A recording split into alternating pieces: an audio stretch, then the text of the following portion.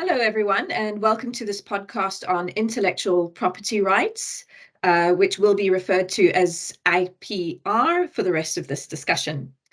This is part of a series of short podcasts to complement learning provided through National Highways Contract Development and Assurance Awareness Guides that can be found on the intranet. I'm joined today by Philippa Hoddle from Legal Services, Commercial and Procurement, and Gemma Ward from Contracts Development and Assurance Team. My name is Liz Swinstead. So just starting off with you and Gemma and Philippa, I'd like to thank you both of you for joining us today. I'd like to start with you, Gemma, to just give me a brief introduction about yourself and your role within National Highways. Hi there, I'm Gemma Ward and I work in the Contract Development and Assurance Team, which is part of Commercial and Procurement here at National Highways.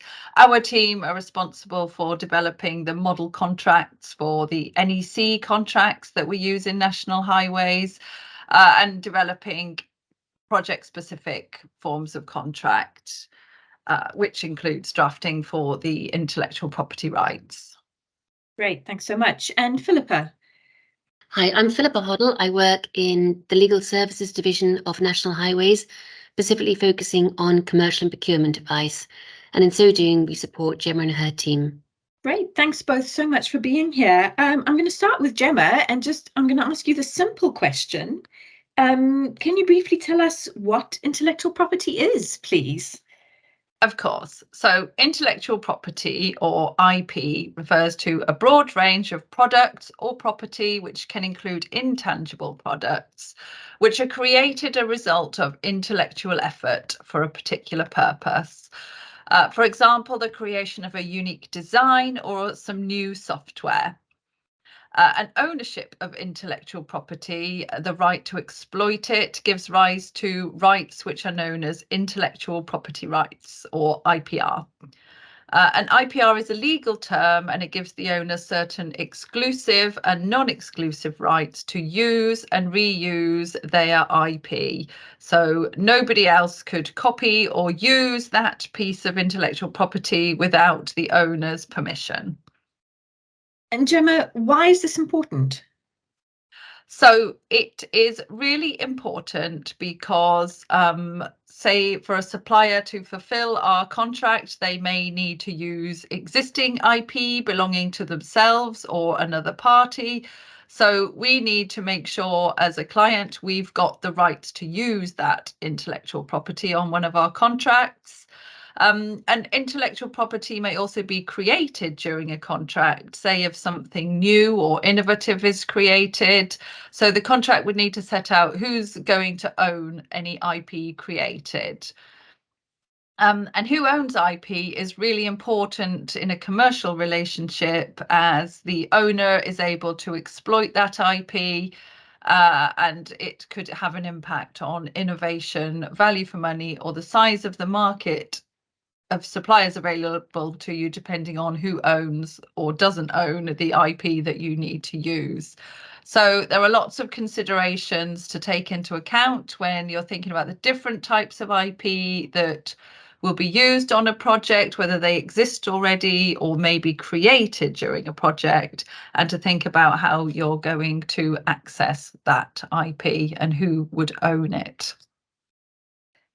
So, Gemma, you've used the word exploit a few times. Could you explain what is meant by this term? Sure. So by the term exploit, effectively, it means to make commercial use of the IP. So that could be to use it in future projects, for future research, or to use for a contractor to use with other clients to make financial gain. So some examples within National Highways here, it could be our designs. They're developed by a consultant, but we need to exploit that IPR because we need to be able to pass it on to the contractor as the scheme moves through the development stages and through to construction. And during those stages, we might need to update that design.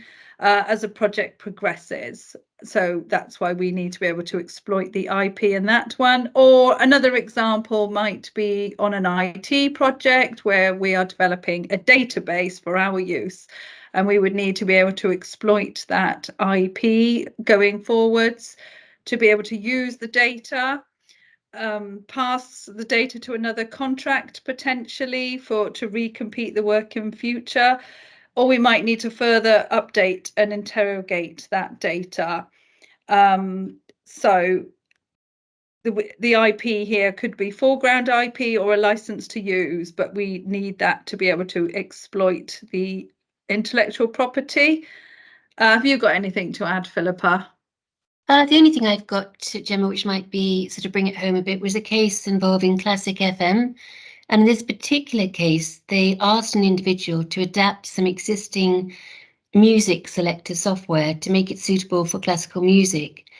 The consultant went away and did that. Classic FM wished to exploit the database that the consultant had developed by making copies and licensing it to overseas radio stations. The individual, the claimant, brought a case in court, and the court said that Classic FM had no rights to exploit the IPR in that way. All Classic FM had was a right to use the databases for the UK purposes, for the radio stations in the UK only, but they didn't have a right to exploit it for any further overseas radio stations. Thank you, Gemma. So staying with this theme of sort of definitions and clarifying terms, Philippa, if I can come to you, what is the difference between copyright, trademark and patents? Think of it as though copyright protects original works or expressions, trademarks protect branding, and patents protect inventions. So if we start with copyright, in essence, copyright is an automatic legal right, i.e. you don't have to register it or file an application or pay a fee, that protects original works and authorises the extent to which they can be used or reproduced. Examples include design drawings, audio recordings, film recordings, photographs, and architectural works. Copyright protects exact copies only, i.e. it doesn't protect against similar or identical work that already exists, provided it has not been copied. There are also specific copyright rules that apply to databases, and those are called database rights. A trademark is something that exclusively identifies a product as belonging to a specific company and recognizes a company's ownership of that brand, and therefore prohibits against any marks that might be confused with the existing brand. Think of it as a mark that distinguishes the products or services of one company or organization from those its competitors may provide. Maybe it's easier to think of examples. So examples of famous trademarks are words such as iPod or Big Mac, logos like the golden arches at McDonald's, slogans like Nike's Just Do It or KFC's Finger Licking Good, symbols or colours which represent a company or product. Also words in stylized font like Coca-Cola or eBay, even the shape of a Coca-Cola bottle, are now trademarks. People can register trademarks to legally protect the rights to their creation or intellectual property. If we come to patent, a patent is a legal document that gives the holder an exclusive right to an invention, product, or process for a set period of time. That means that anybody who wants to use it must apply to the patent holder for permission to use the patent. A patent protects formulas, inventions, processes which are not yet in the public domain and prevents others from using, marking, or selling them for the patent duration. Examples would include machines, construction processes, materials, business methodologies.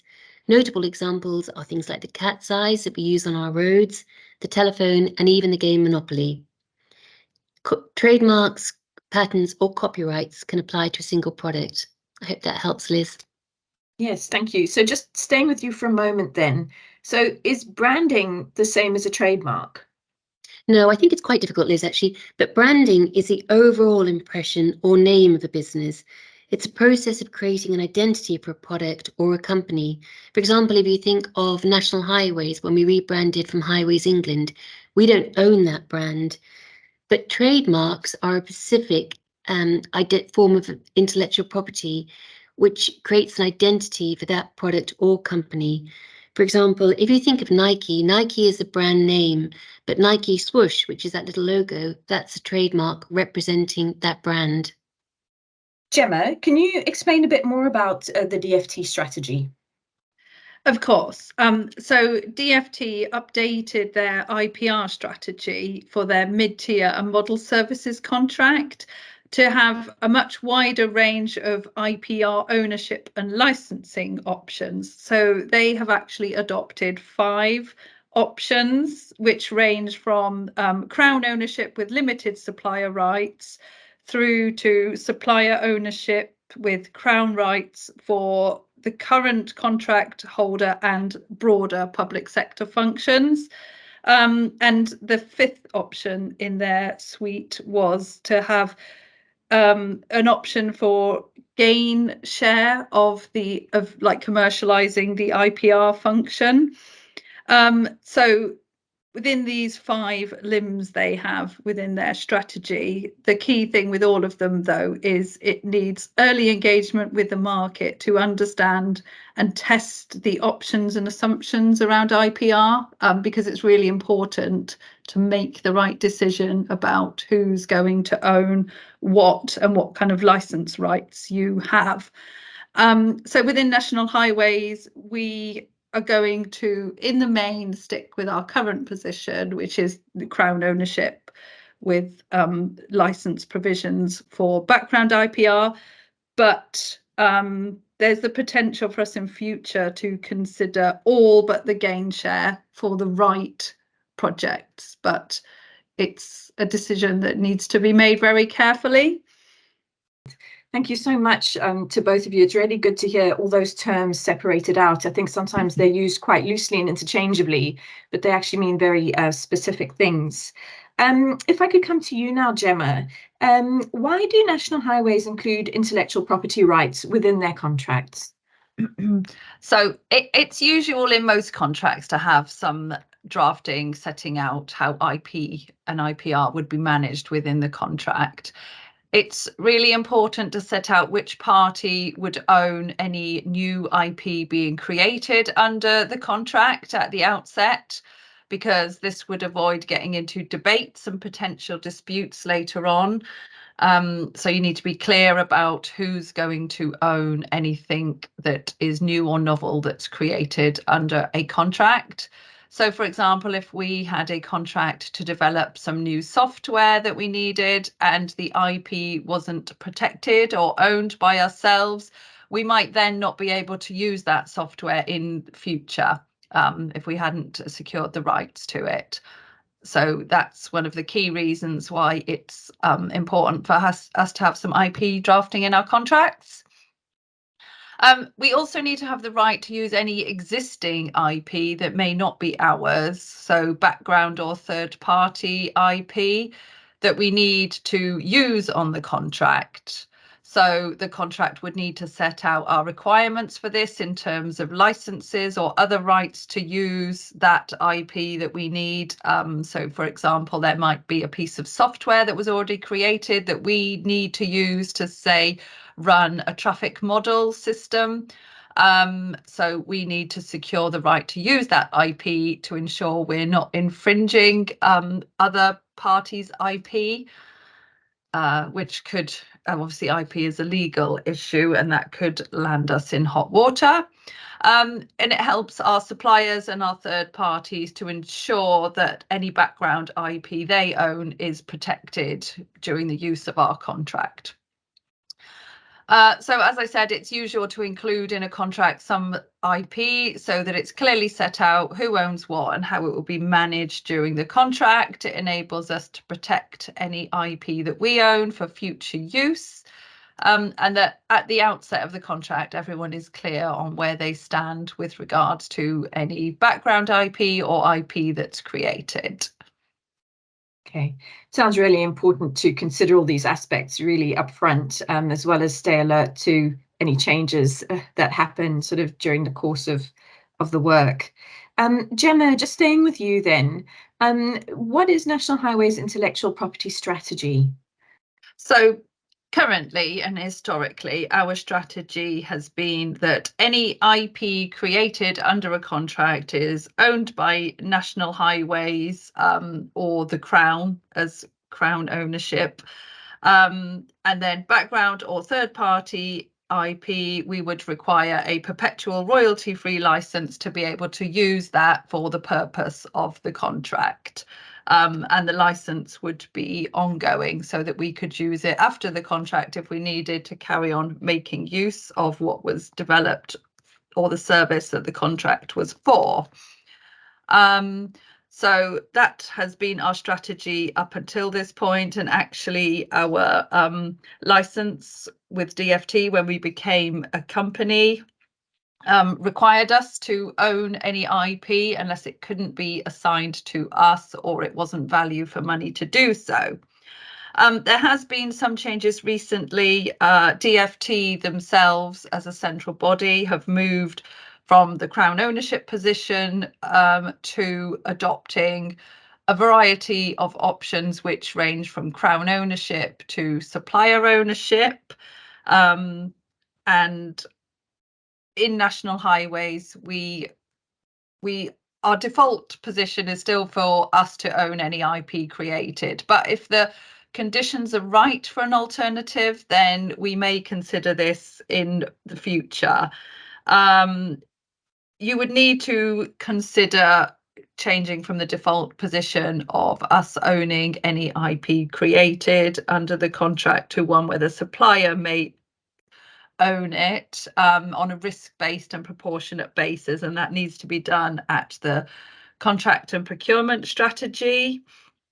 There is some advice in the Cabinet Office construction playbook on deciding on your IP strategy. For example, how does changing to a different position change the cost of the contract, including future costs? Because if the supplier owns the IP that's created, then you would need to pay to use that again in future and secure the rights to be able to use it.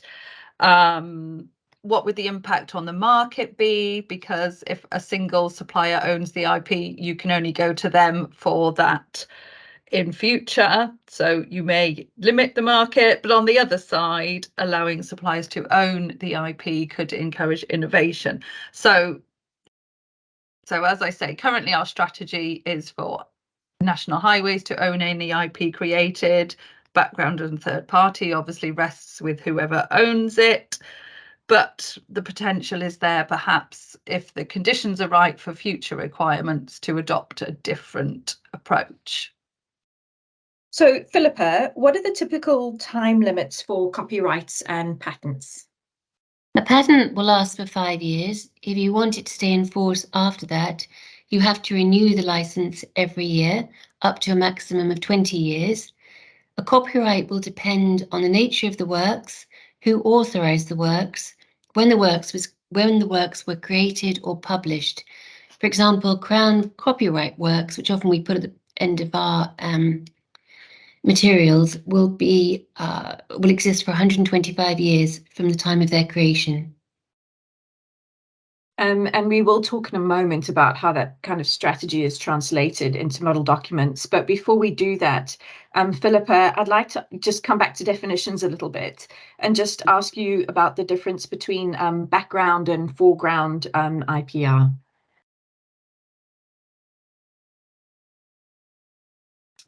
Sure.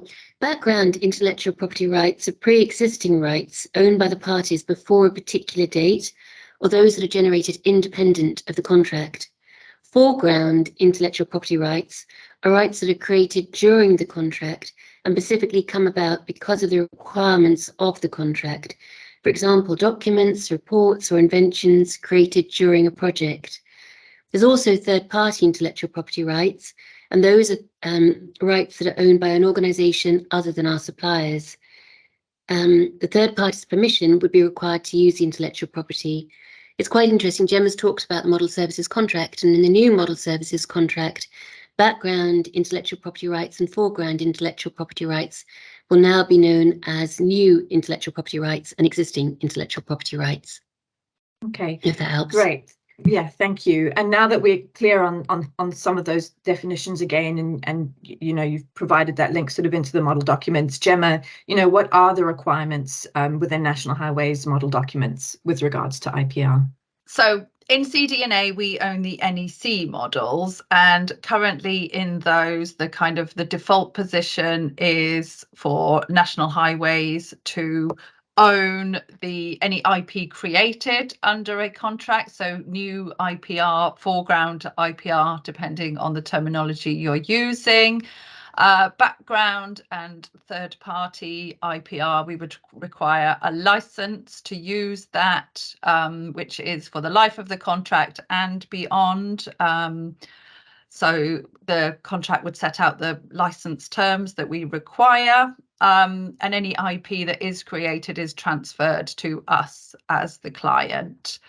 In the NEC, we've got what we call a long and a short version of the IP drafting. So the short version is used for the majority of our contracts.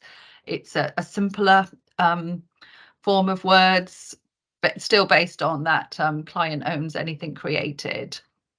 But just taking a more straightforward approach to that position and the licensing requirements. And then we've got what we call the longer form of IPR drafting, which is for when you're using an NEC contract, but there may be an element of software development, just to give a little bit of a broader approach to cover that software requirement.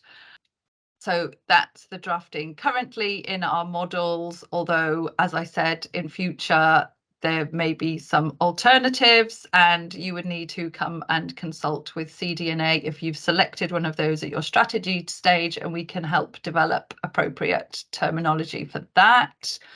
And as Philippa said, DfT have now changed and updated their model services contract to include a variety of IP options. So NEC contracts aren't the only contracts that National Highways uses, and we do have some of our IT contracts are based on a version of the model services contract. So in those, there is a slightly different approach to intellectual property, and it will depend on the service you are buying.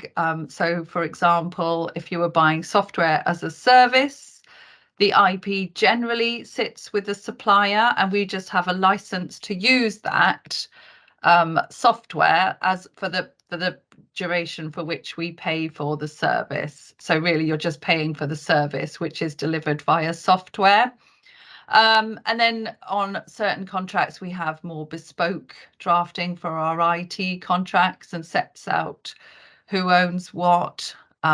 So it's a little bit different with IT contracts, but I think as you probably appreciate, the IP situation with IT contracts is a lot more complex than perhaps with a construction contract. So that's why there's some differences. Yeah. Okay. And then, Gemma, how do you ensure that IPR applies to services produced by subcontractors? So it's treated the same as it is with the contractor. There is a requirement in the contract to ensure that if the IP is owned by the subcontractor, then we have a license to use that. Or if IP is created under one of our contracts, then the subcontractor transfers that ownership to us if it's one where we're going to own any IP created. So that the ownership will transfer to National Highways. So it's covered whether it's the contractor or the subcontractor by the IP drafting. So we've covered the fundamentals, as it were, from a model contracts perspective. I'm wondering, Philippa, are there any specific areas that you often see queries on? Sure, Liz, we often get queries on background and foreground and third-party intellectual property rights. It's quite difficult sometimes when there's complex projects or software involved. It's not always clear what is background intellectual property and what's foreground intellectual property. I think those are areas that we get quite a few queries on. Other queries are on the licensing requirement. For example, what does the license cover? What duration does the license extend for? And to the extent that it can be used by our supply chain. And particularly when we work with the big organisations, we've got very limited rights to change any licensing requirements that they impose on us. Okay, and with recent advancements in technology, what challenges might we possibly conceptually be seeing in the future in relation to IPR? I think, as Gemma said, the new model services contracts gives a number of options as to how you would deal with intellectual property. Previously, it was the sort of default position was always that we would own the intellectual property rights. Now the advice is really that we should be considering it on a case-by-case basis and assessing it against the party that is best placed to own that. I think there's much more emphasis on what is the existing intellectual property that is brought into a contract and how is that used. And therefore, because of that, there's probably much more emphasis going forward on not so much as ownership of the intellectual property, but the rights that you have through a license to use it and how wide that license is and how much it can be used for the specific contract in question or for other public sector functions, or how widely our supply chain can use any products which are subject to the license. So just as we draw to a close, Gemma, if people want more details or advice on IPR, you know, this has obviously been a whistle-stop tour, who can they engage with?